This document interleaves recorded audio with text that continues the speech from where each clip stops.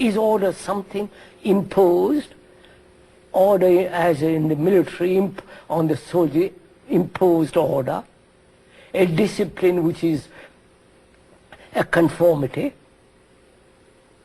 suppression, imitation.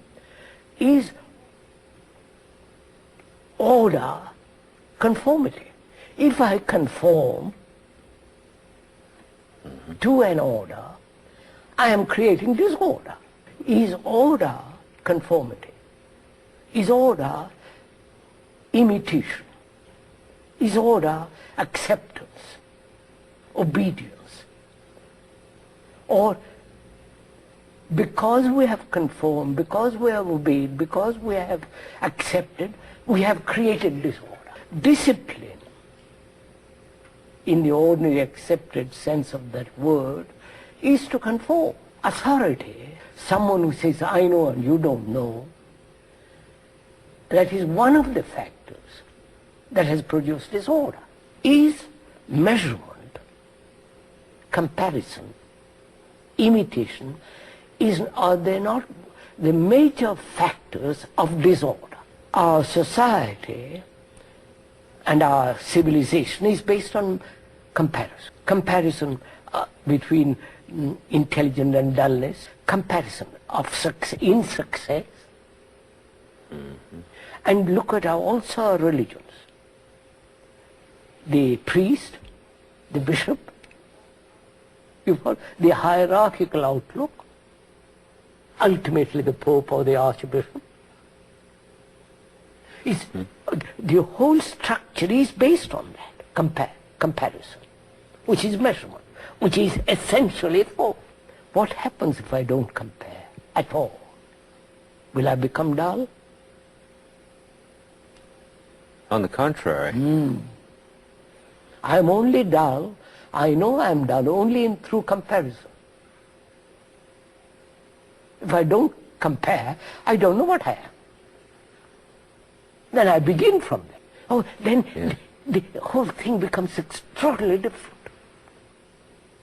There is no competition, there is no anxiety, there is no conflict with each other.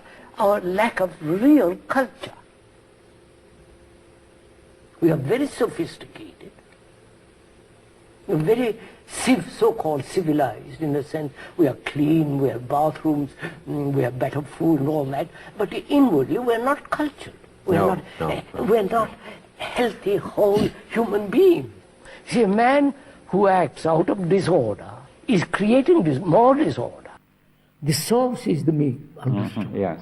The source, apart from the great source, the little source, the little pond, the little stream must dry up. We are talking about the little me with little movement, with little apprehensions and so on, that is creating disorder.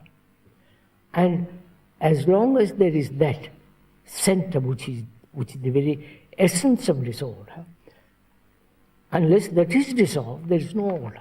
A measurement would only have significance for seeing that there is disorder. Measurements exist only where there is disorder. Yes. And but that by looking at the measurement, at the way things are out of proportion in the mind, you can see there is disorder, right? Yes. But that is not the order, of course. No, mind must be free of measurement.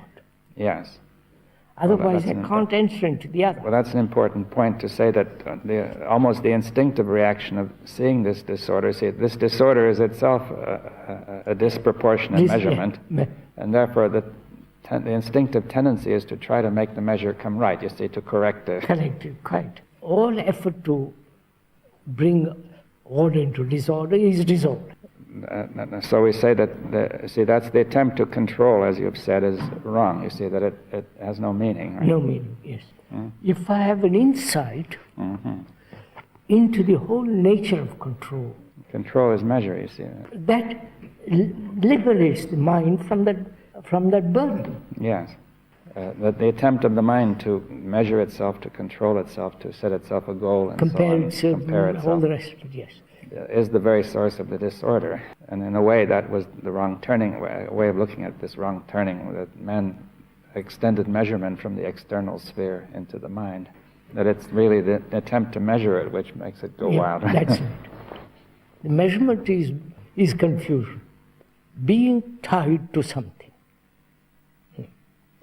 Being tied to a belief, to a person, to an idea, to some habit, some experience, which inevitably must create disorder. Mm-hmm. Because being tied implies dependence, the escape from one's own loneliness, fear, and all that. Self as the center of darkness, it could be considered to be like a center creating darkness in the mind, or clouds, and the insight penetrates that, and would dispel the cloud so that there would be clarity, and therefore this problem would vanish. Vanish, that's right. But it would take a very strong, intense insight. Are we willing to go through that? Or my attachment to, or my tie to something is so strong that I'm unwilling to let go, to have total insight into this attachment. That very insight clears away all attachment, insight into all this. Yes, I think that really is the key point, that without insight, nothing can change. Nothing can change. So even if we try to bring order in daily life, without this much broader insight, that's right, into the very root of it, or into the right, ground of it. Now, is that insight really alter my whole structure and nature of my being? If we look at a rather small question, like the order of daily life, it will not involve your whole being. No, of course not. And therefore the insight will be inadequate. Yes. It's insight into the whole of disorder, into the source of disorder. Yes. Of all disorder, psychological nature, not just, say, attachment or greed or... Yes, all that.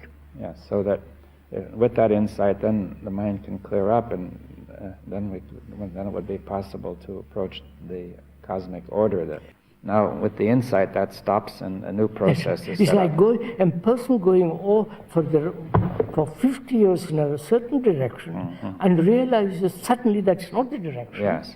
The whole brain changes. It changes at the core, and then the wrong structure is dismantled and healed. Yes. That may take time, That's he said, right. but the insight which is the factor that will take. Yes, and that insight does not take time.